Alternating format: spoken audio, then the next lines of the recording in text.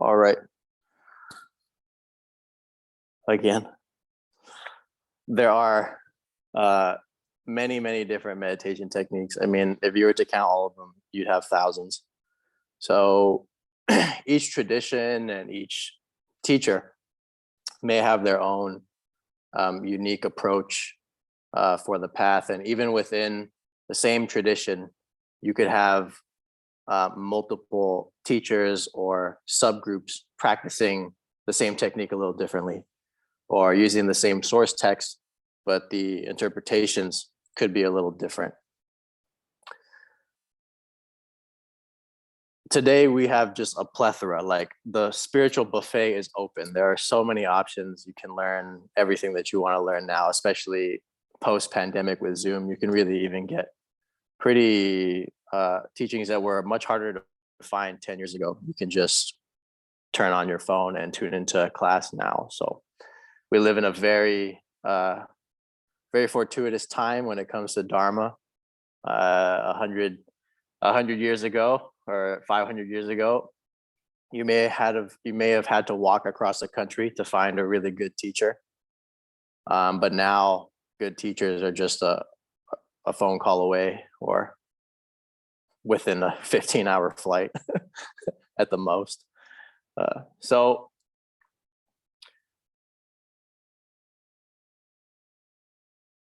because of the orientation of the various schools and the differences of opinion and approaches to meditation, it's important to understand the goal in the context of a given practice. So different meditations have different outcomes. You'll often hear that all the practices and paths, they lead to the same place. I've been a practitioner for 12 years. I will say that is not true. You will get a different result if you do Christian contemplation in a cell in complete darkness for 10 days than you will if you go and you do 10 days of silent Vipassana meditation. I mean, maybe ultimately it leads to the same place, but that path along the mountain can look very different depending on which path you're going up the mountain. So in the context of Buddhist meditation, the goal with this particular practice, this meditation is called Dhammakaya meditation. Dhamma means truth, Kaya means body. So the body of enlightenment, the truth body. Different schools in Buddhism, even within the same tradition, Theravada, they interpret the Buddha's words differently. So some teachers may say that the Buddha was very clear that nirvana is a non-experience. It's not even a state. It's just the end of the defilements, greed, hatred, anger, delusion, lust, ignorance. And you'll have many suttas that suggest that. And then you'll have suttas that suggest that nirvana is a thing. Whether it's an element or a reality or neither of those, this is all up for contention among practitioners and among traditions. So in our tradition, Dhammakaya tradition out of Thailand, the founder of this technique, he was a monk in the early 20th century. And he had practiced the various mindfulness and concentration practices that were available in Thailand and in Myanmar at that time. And around his 15th year of ordination, of being a monk, he found that having practiced in accordance with the commentaries and with the suttas and under various teachers, that he still wasn't able to eradicate greed, hatred, anger, lust, or delusion. And his name was Longpu Sod Chandasaro, or Longpu Wat Pak Nam. Longpu means grandfather monk, and Wat Pak Nam or Sod Chandasaro was his monk name. He decided to take the death vow, which in Buddhism is the vow that you'll either attain enlightenment in seated meditation or just sit there until you die. So he made that vow and sat in meditation posture. And when his mind became very still and very clear, he had to overcome a egregious amount of pain. But after that finally passed, his mind became very still, very stable, very clear. And a brightness arose inside his body. And the way that mindfulness of breathing was practiced at the time was for the practitioner to follow the breath out of the body like this and then back into the body. So you're following a pathway. But he found that when the mind stayed inside the body, the brightness increased and began increasing. The brightness was actually being dispersed when he made the mind move the way that it had been taught to him. So he just let his mind stay internal. And a brilliant in Buddhism is called nimitta, which means sign. So as a reflection of the mind, this beautiful crystal sphere appeared inside of his body. And it led to successive subtle bodies and ultimately what he called the enlightenment bodies. So if you've ever heard Mahayana Buddhists use this term a lot, Buddha nature, or they'll say that in every person there's a Buddha. Thich Nhat Hanh said that throughout his life. Our nature is Buddha nature. We're all Buddha nature, whether we're male or female, whatever country we're from, or whatever skin color we have. Ultimately, there's Buddha nature within us. In Dhammakaya, that Buddha nature is interpreted literally, like there's actually a enlightened being within every person, within every sentient being, and that enlightened body is accessible through this particular technique, through this particular pathway that Luang Pu taught, and that later was passed down to a nun named Kunyaya Chan, who founded the Dhammakaya temple in Thailand and really built a very, very large organization. So there's three principal ways to practice this method. One is to observe the breath. So noticing the expansion of the abdomen, contraction of the abdomen, or just noticing the arising and passing of the breath. This is the principal technique that Buddha taught in the Pali Canon and in the suttas, mindfulness of breathing. It's called anapanasati. So anapana is breathing. Apana is breathing. An as a prefix is always a negation. And then sati is mindfulness. So it's actually referring to the breathing, but also the cessation of breathing. When the mind becomes very still in meditation or at the center of the body, the breathing begins to slow down and it eventually ceases for long periods of time. Those in-breaths, those gaps between the inhale and the inhale, they can get quite long. And when that happens, the mind is very still. So this is the function of the breathing or observing the breath. The second principal method of the technique is to use visualization. So that means to use a visual object like a sun, a moon, a bubble, a crystal sphere, anything that's bright. When I did my first 90-day retreat, there was a guy on the retreat who he was being instructed to use a crystal sphere and it just wasn't, he didn't like it. And he's from the Solomon Islands, so he just visualized a coconut for like 2 months inside of his stomach. And then one day he said that the coconut just exploded with light. It just became this brilliant crystal sphere. And he meditated on that for like the final 30 days of his retreat. And at the time, Dhammakaya had a satellite channel, and they posted a story and everything of his meditation success. So, but he used a coconut, and the coconut worked. So it doesn't have to be the standard objects. It could be whichever object is most familiar to you. I don't know, maybe you love golf. If you love golf, you can imagine a golf ball or a baseball, whatever it is. But standard are sun, moon, star, crystal sphere. or a bubble. What's the function of visualization? So we have thoughts that are of primarily two natures. We have auditory phenomena, so internal dialogue, and then we have mental images. So mental images and inner talk, that's happening all day. It's even happening in dreams. So when you use a visual object, that takes care of the flow of the visual thoughts. And when you use a mantra, that takes care of the internal dialogue and the internal talk. So with the visualization, you would gently, as gentle as possible, like as gentle as a feather resting on the surface of a still pond, you would place your mind on the center of you place your mind on the meditation object.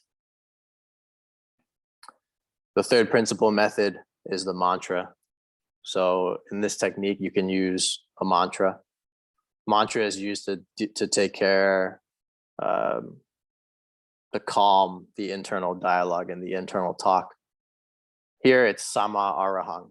So SAMMA ARAHANG. Sama means right, Arahang means enlightenment or enlightened one. So right path to enlightenment, right path to our enlightened nature. You can use any one of these or a combination of them. The main emphasis is that you place that visual image, or you have the sense that your attention is inside your abdomen. So you can consider it a point in the body we call it the home of the mind. It's called the center of the body. So if you have 2 finger widths above the belly button, above the navel, at that level, if you have a string going from the surface of the stomach to the spine and another string going from the left side to the right side, where these 2 strings intersect is the general area location of the center of the body. Why is this an important location? When the mind becomes very still, there can be a sense of our awareness sinking inward to that area, and a very powerful brightness and happiness that's like your mind couldn't possibly produce it actually begins to arise from that location. It's different than if you placed your attention on your left shoulder or on your right shoulder or on your right hand. The effect won't be the same. When we place our mind there, the mind really becomes soft, it becomes nimble, and the sense doors and all of our distractions gradually begin to recede and vanish. And this very powerful experience of inner peace and fulfillment begins to arise. And wasn't something that I gave to you or that anyone else gave to you, is already there, right in your body and mind. So this is really the promise, actually, of this technique, that if you still your mind and you keep your attention inside your stomach, that at some point that brightness and that attention matures and the experience can be very powerful. So the Buddha said that Sukha Sankasa Samaki, which means unification brings happiness, unification brings bliss. So when the mind becomes unified, when it's finally not going in 100 directions all the time, it gives rise to power. And with that power, we can change many things about ourselves, about our lives, and at an even more I guess we could say refined level. There are understandings that can arise that are not ordinarily accessible to us in our baseline distracted state of consciousness.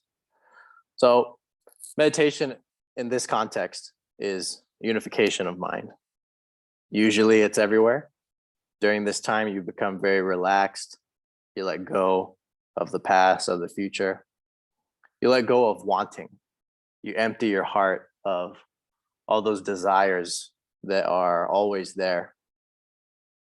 You just drop it all for 30 minutes or 15 minutes and you see what happens. Nothing, I don't like to take things on faith. I like to experiment. So in this session for you today, just follow the guidance and whatever happens will happen. Take it like an experiment. No idea what the next 30 minutes are going to be like or the next 45 minutes are going to be like. So that's the essence of it. Our time in the actual center of the body or within the body will be less than it usually is because I want you to experience full body relaxation first. And for those of us that have been practicing a lot or have been doing this every week, it's always nice to have a session where we revisit the basics or just really revisit relaxation and see how that affects going into the center or how that affects visualization after the fact. And you can use that how you wish to adapt or adjust your current daily practice. So for me, I probably should do more of the full body relaxation. I noticed that if I do take the time to actually do it, it almost guarantees that the meditation will be very stable and very still. But it's a matter of, maybe we're too eager. We just want to go for it. So, but relaxation is always good. And I want you to remember these two words: do nothing. Seems simple, but it's like when you first hear that, you're like, do nothing. Like, what does that even mean? So you can imagine that your mind is like a jar with sand and sediment in it. And you shake that jar up, and that's usually how the mind is. That's the current state of the mind. It's just a disturbed, shaken jar of dirt and water. Meditation is setting the jar down and just leaving it alone. So you've been meditating for 6 months. You, for the first time in however many years you've been alive, you slammed the brakes on the train. Still takes a few miles for the train to come to a complete stop. So patience is important. Some of us get results quickly, some of us don't. So today you can just relax. Just remember, I don't need to do anything. I'm just noticing. That's it. That's all you're doing. You're just noticing. Balancing that noticing with relaxation. If the noticing is too intense, you might get tense in your head. And if you get too relaxed, you'll fall asleep. So you want to be relaxed, yet still alert.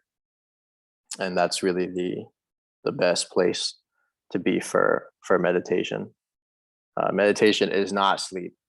I don't care what anyone says. It's just not. Alert, relaxed. Okay. So we can begin now. You can all get into a comfortable position, either in a chair or seated on the floor.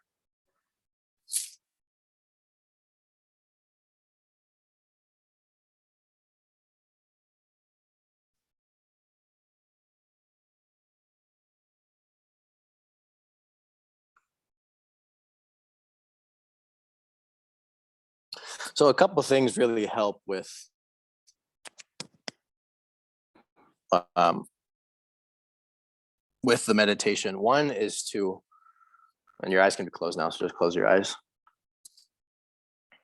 One is to keep the body as still as possible. So that means try not moving it at all and see what happens. If for some reason that makes you tense, you don't need to do it, but it's a good experiment. See what happens if you completely do not move a muscle besides blinking or breathing, and see what happens.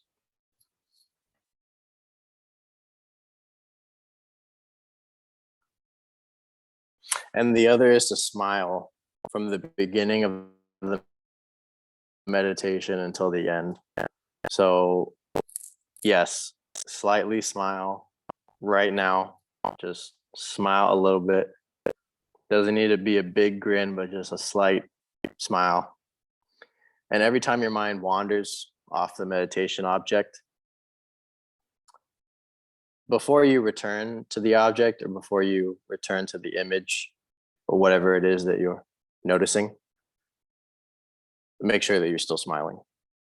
If you're not still smiling, smile a little bit and then repeat. Notice again. So the moment you've recognized that your mind has wandered, you've already regained mindfulness. So you're like winning without even trying. All right. So for the first minute, let's just pause in silence and rest here, not doing anything in particular yet.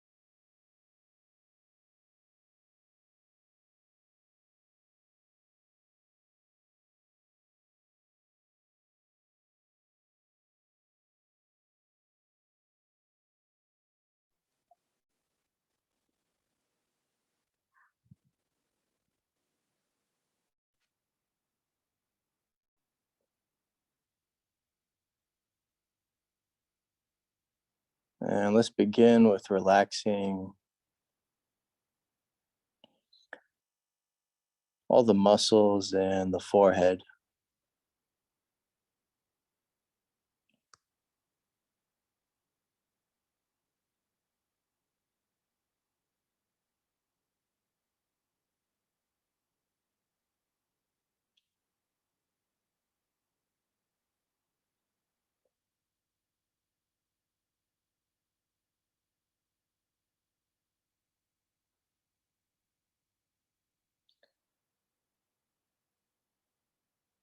Relax all the tiny muscles around the eyes, the temples.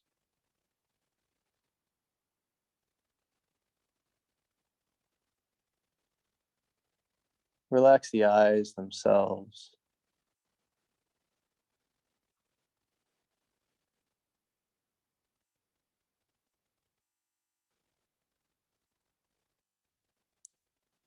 Feel yourself, your body and mind settling here in the present moment.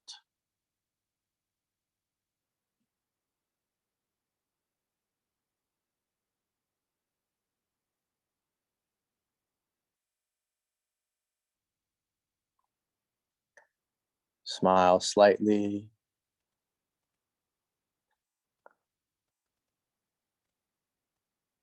Relax the jaw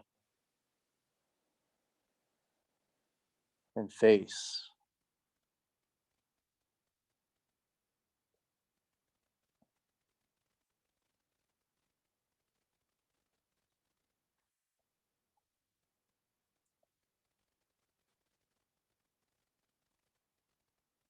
Relax your tongue and feel the whole body calming.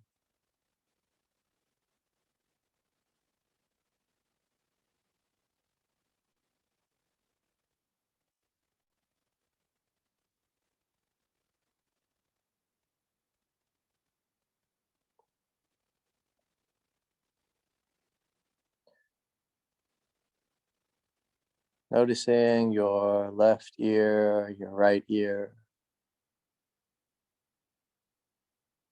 the top, the crown of your head, and the back of the head.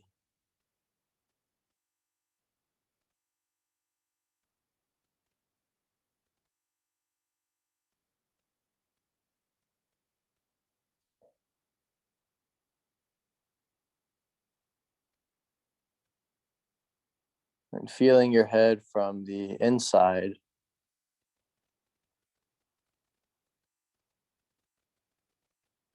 from the brain. Having the sensation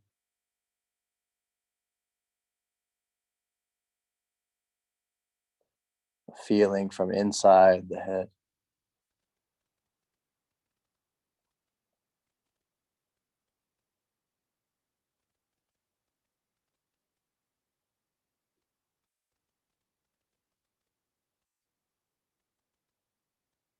Tell your brain, relax,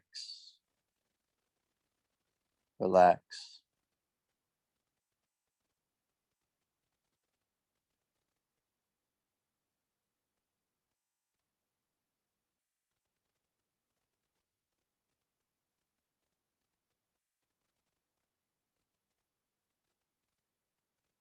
Let this feeling of relaxation flow downward from the brain into the neck,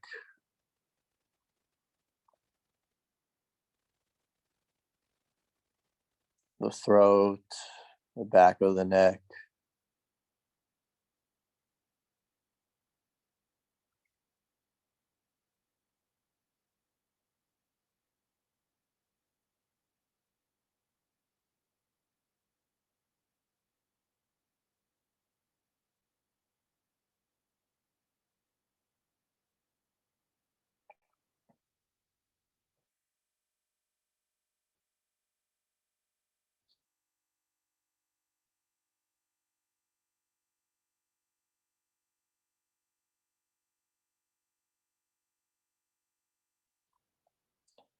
and letting the relaxation, the heaviness flow down into the heart, the lungs, and chest, the upper back and shoulder blades.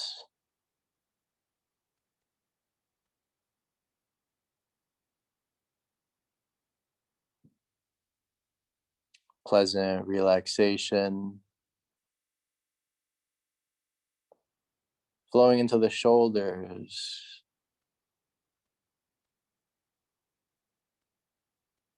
and upper arms, all the way down to the elbows.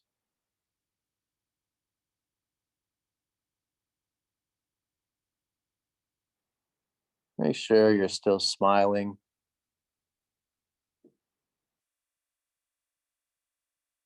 Relaxation flowing down from the elbows into the forearms. Feeling your forearms, wrists,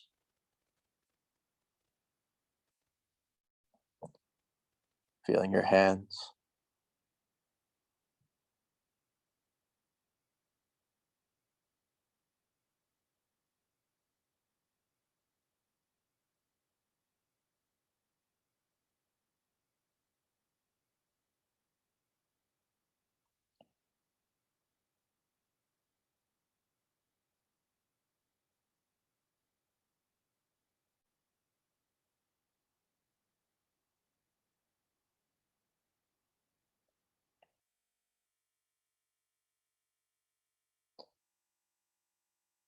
Relax all the muscles in your stomach.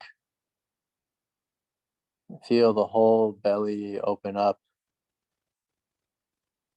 stomach expanding on its own. The in breath, stomach deflating on the out breath. Notice the body breathing.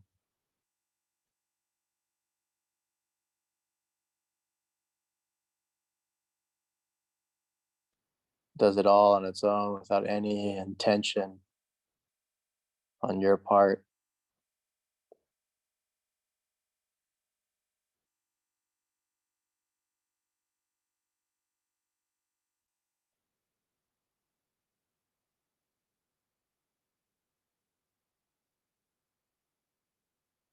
Feel the whole stomach relaxing, relaxation flowing down from the chest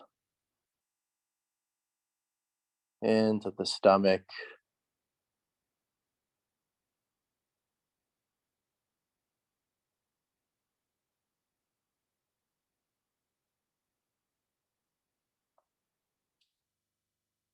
With each passing breath,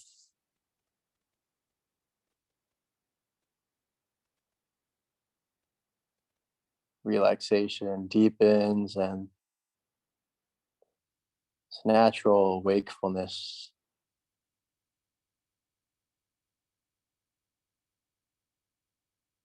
becomes more clear.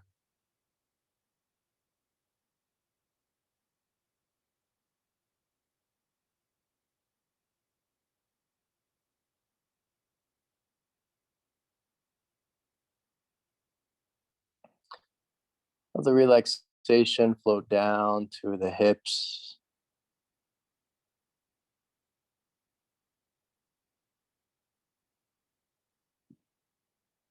down to the groin area and the sit bones, base of the spine.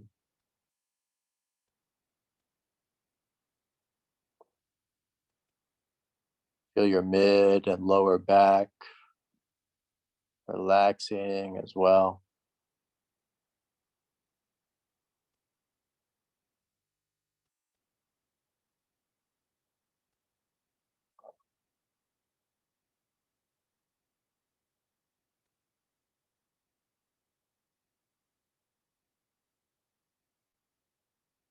With each passing breath, tune the body into perfect peace and tranquility.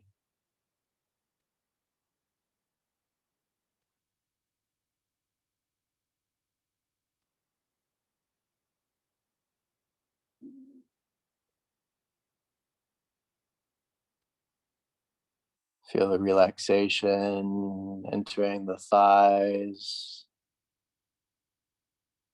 meeting the knees.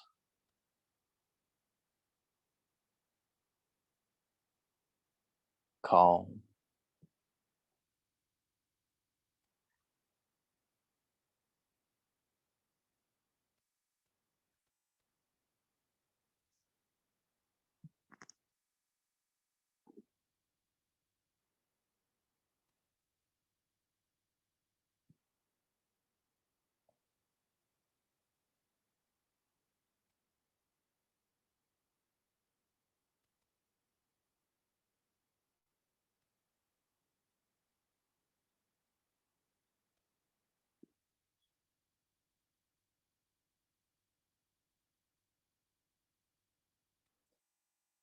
Relaxing the calves, the ankles, and the feet, all the way down to the toes. Now feeling the entirety of the body as a single unit.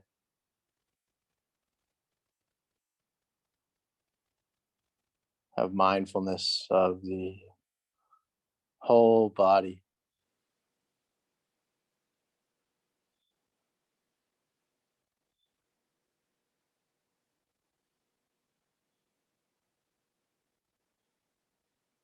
Noticing the whole body breathing.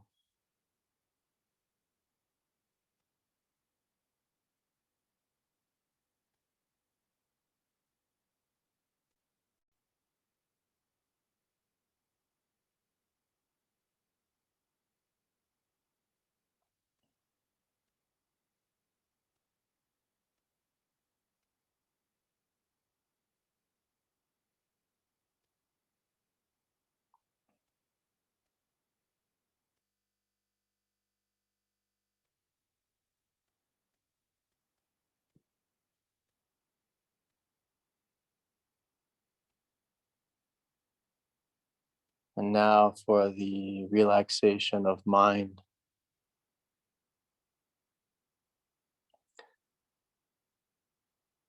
Just release any sense of doing, any sense of directing.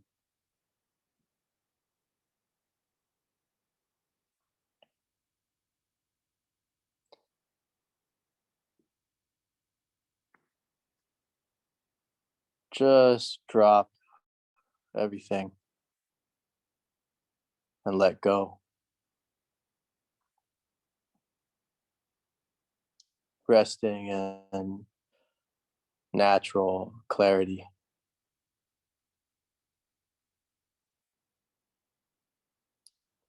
Whether you have no thoughts or many thoughts,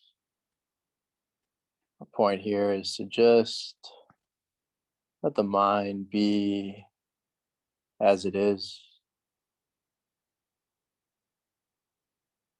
Just let the heart be as it is.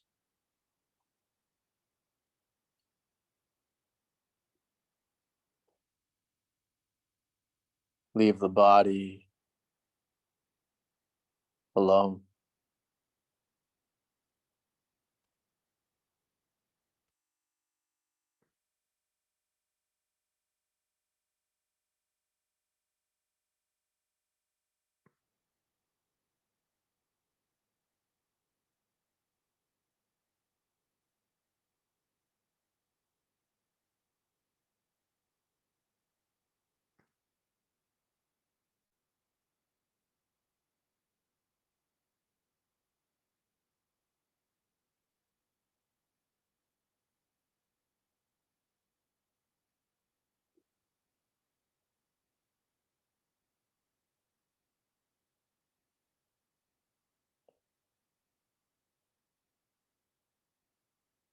Resting,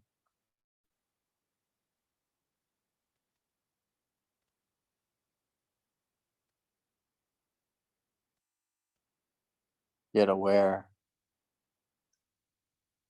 unfabricated mind.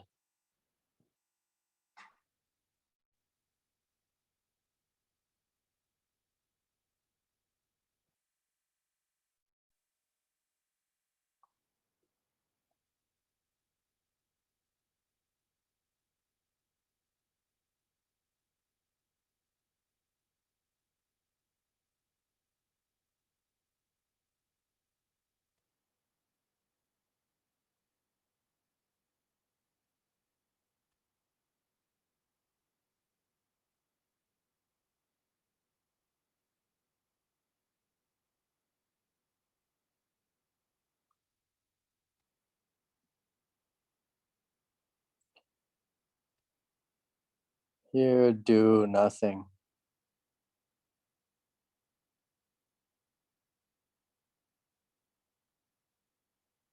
Do nothing for a few moments in silence.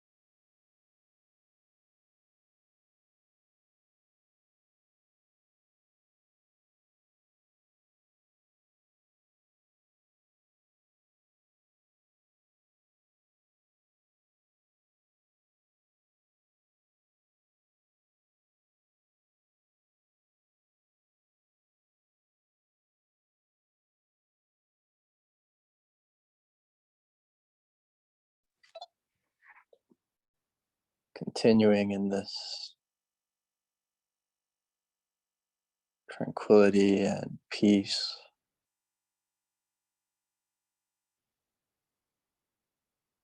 With as much gentleness as possible.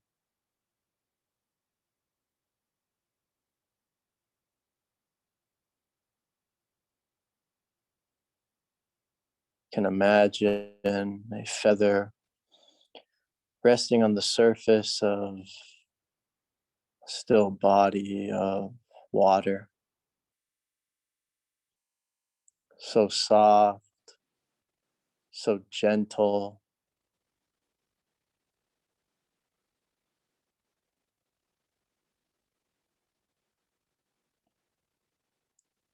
so still.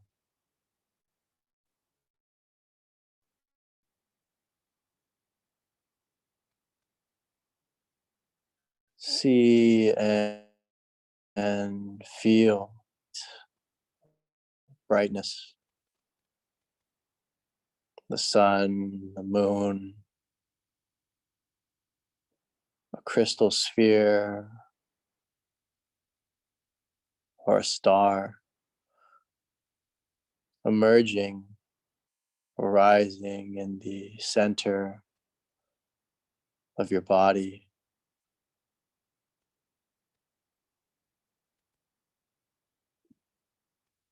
Just sense or feel it floating there in your stomach and your abdomen. And just let it be there.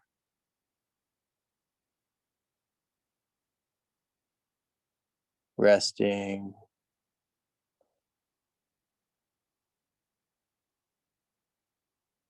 glowing beautifully and continuously.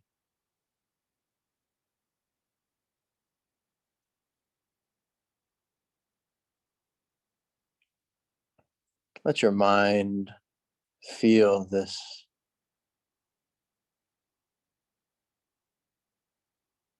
bright object,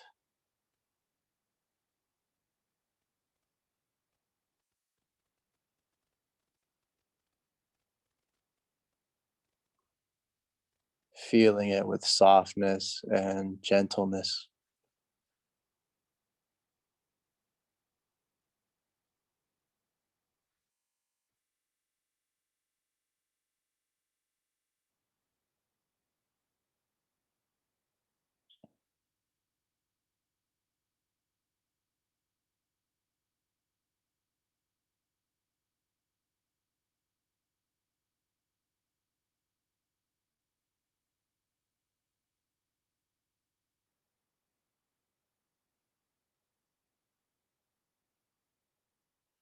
And just notice this object within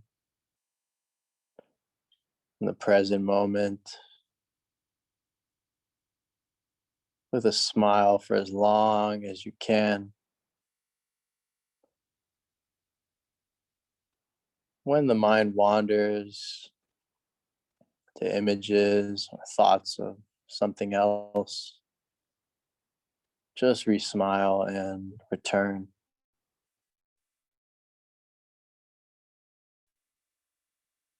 to clarity, to awareness, to peace.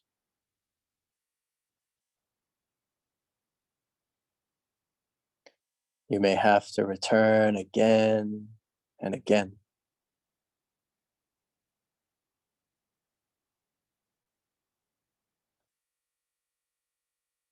Gradually, your mind will rest in clarity,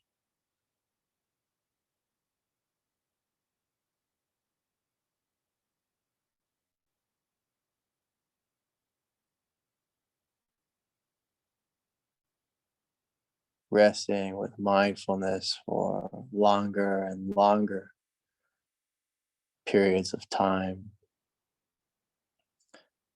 till eventually the mind ceases to move at all.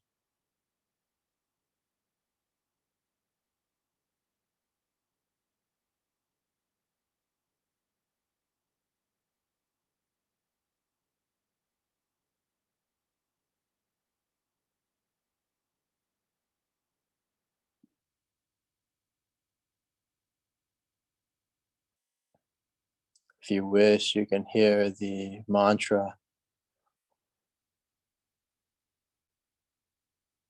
as if you were listening to a song arising from the center of the body.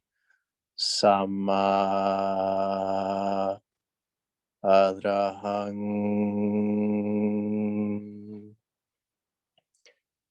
Sama Adrahang.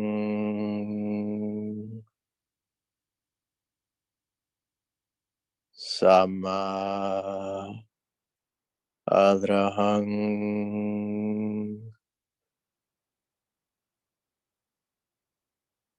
Again and again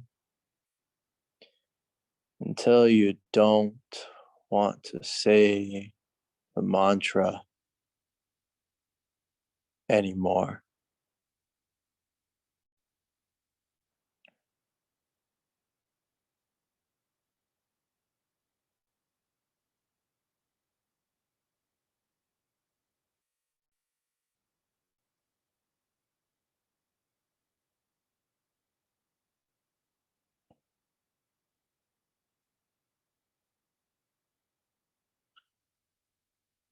Just rest in this peacefulness. If you find that visualization or mantra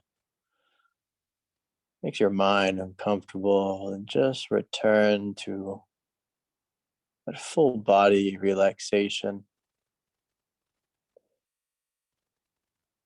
Let's go back to zero, doing nothing.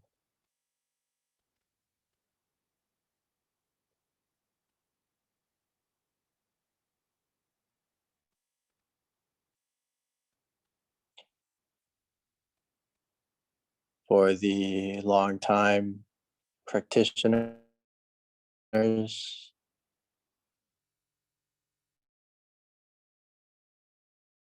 can experiment with establishing it in the mind's eye softly, and then releasing all intention, all effort, just allowing it to be there. If it vanishes, just wait, and out of your clarity, the sphere will appear again.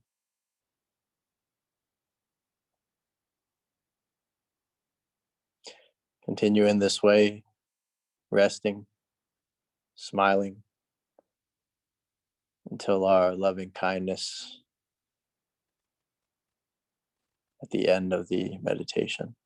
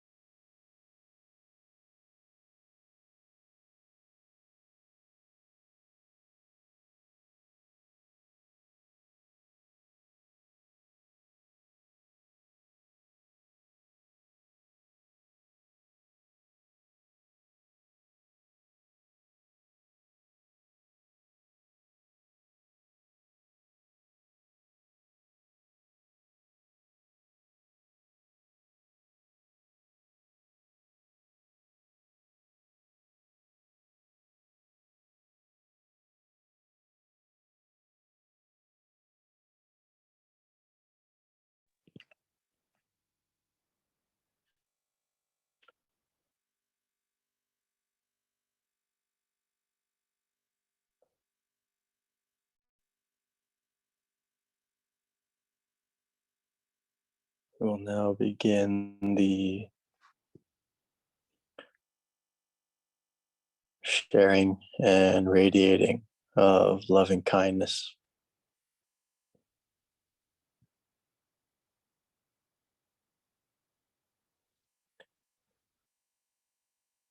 Loving kindness is the joy of wishing well for others or for ourselves.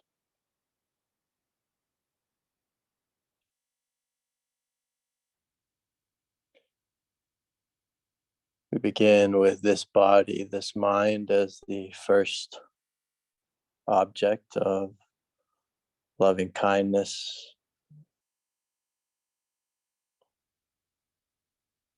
Feel the image from the center of the body expanding to envelop the entirety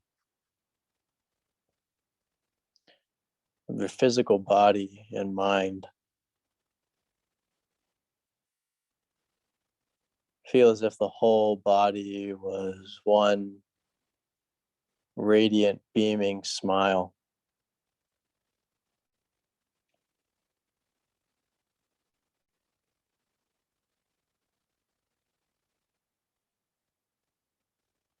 Smile with every cell of the body.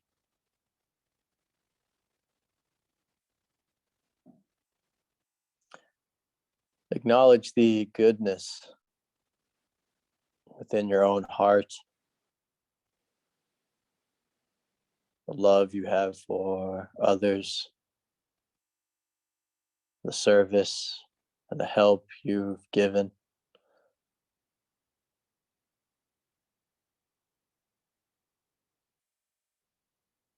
Sense that love within, that wholesomeness, and have the following intentions. May I be safe. May I be happy. May I be healthy. May I be free from suffering.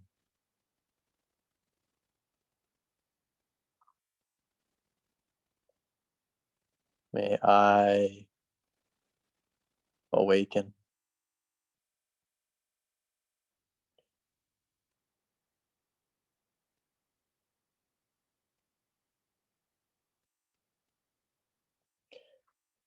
Feel your whole body and mind enveloped in loving kindness.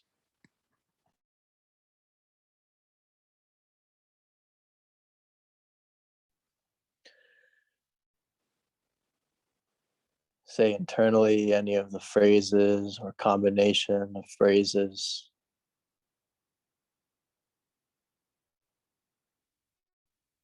that you feel most inclined to. May I be safe, feel loving kindness and safety. May I be happy,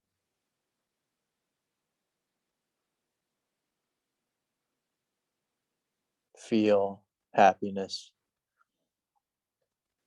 May I be healthy,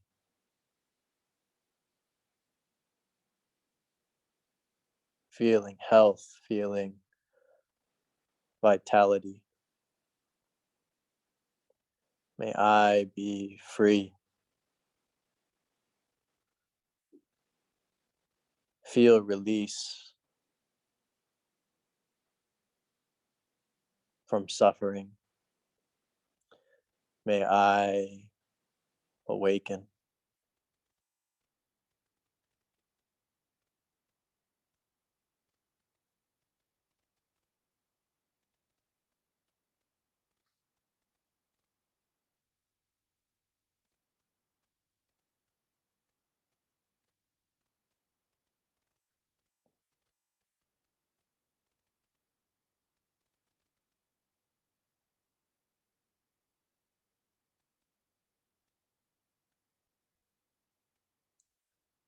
Feel this beautiful loving kindness for yourself.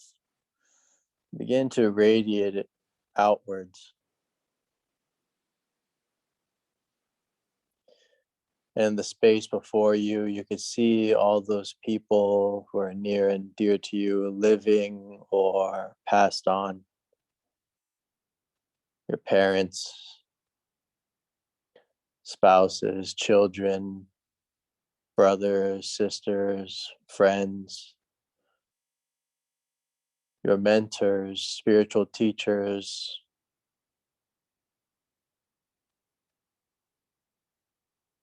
your pets, all those people that have loved you into being. Embrace them with this loving kindness, envelop them with this light, see them smiling, radiant, happy, joyful. See a brightness arising from the centers of their bodies, sphere of light or an image of the Buddha.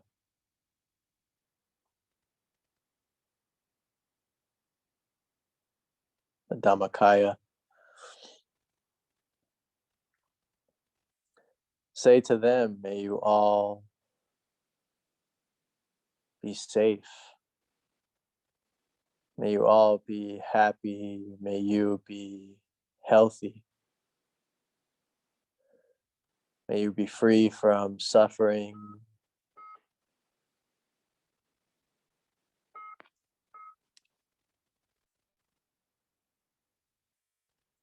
Free from danger. May you all awaken. And may you all receive the merit from this practice.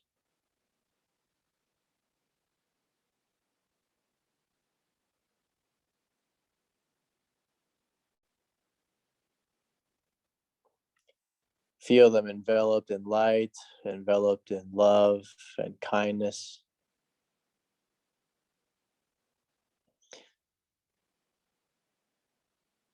And see this light rippling, radiating in every direction,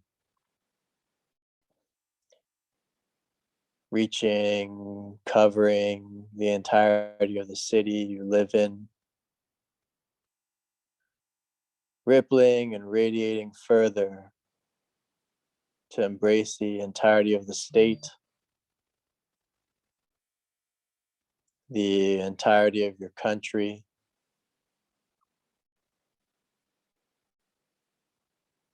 and the entirety of the world.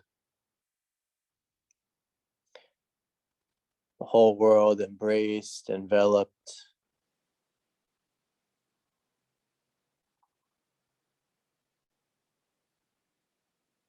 filled with loving kindness.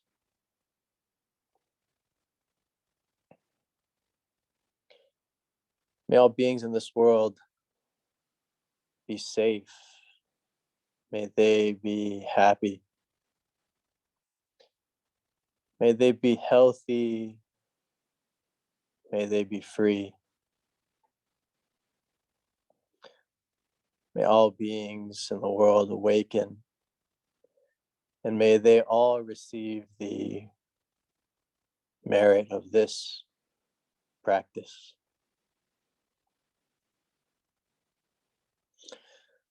See the light of this loving kindness extending infinitely above into space, reaching all and any higher realms and the beings that reside there. Light and loving kindness radiating below in every direction, reaching the minds and hearts of any beings in suffering, places of misfortune.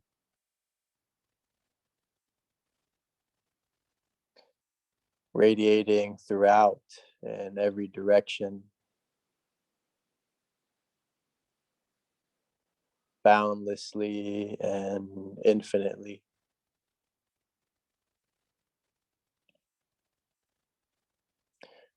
Reaching all the masters and enlightened ones,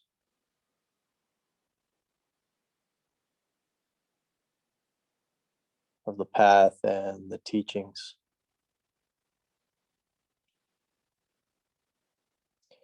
Reaching all beings in all places, in all of time.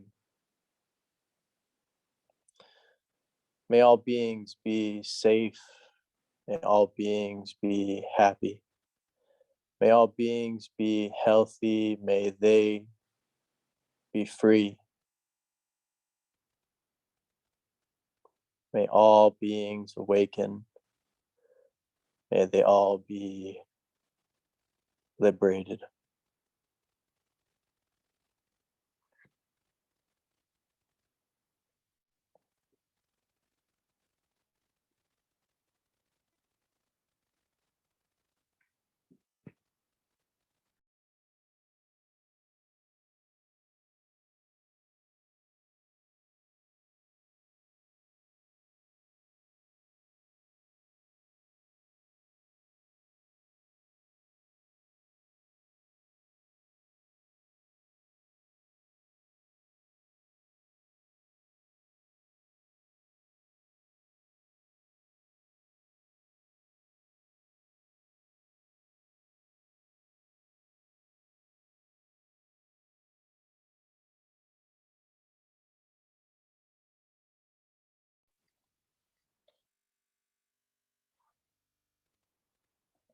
By the power of the triple gem, the Buddha, the Dhamma, the Sangha,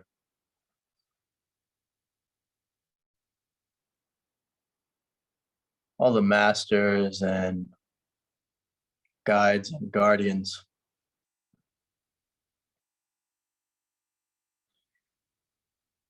May all the beings here be blessed with happiness, with health. May all your wishes be fulfilled, and may all your obstacles be overcome. May you continue on the path and in the accumulation of merits, beneficial deeds, and wisdom. May you all awaken to perfect and complete enlightenment in this very lifetime. May you realize the body of enlightenment within.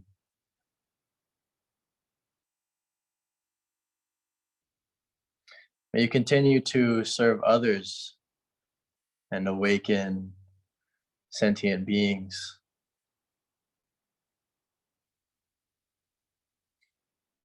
May you continue until your realization of nirvana.